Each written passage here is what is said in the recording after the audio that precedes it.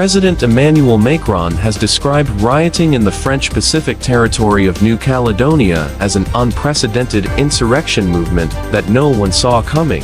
During a tour of police headquarters in the capital Nouméa on Thursday, he said the coming days and weeks would be difficult, but Paris would go until the end to restore calm. 6 people, including 2 police officers, have been killed and hundreds more wounded in riots, looting and arson triggered by a controversial electoral reform.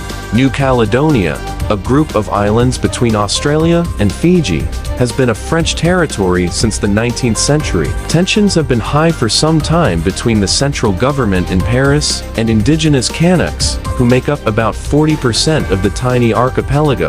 Kanak protesters fear that a new law giving voting rights to French residents who have lived there for more than 10 years will dilute the influence of the indigenous population. However, the violence that began on 13 May, the worst unrest seen there since the 1980s. A state of emergency has been imposed, and President Macron has said that a 3,000-strong force deployed from France will remain even during the Paris Summer Olympics if required.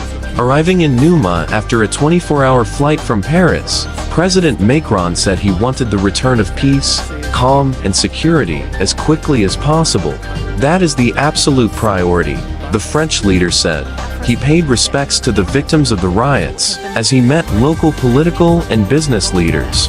The summit included separatist leaders, who said beforehand that they hoped it could breathe new life into discussions with frustration. We're frustrated ourselves. With France. Emmanuel Macron admitted that the most delicate conversation to be had was that of politics and of the future of New Caledonia. The BBC's Australia correspondent Katie Watson reports, adding that he will have a huge job on his hands. Police have held 269 people since the violence began on 13 May, and New Caledonia is currently under a state of emergency.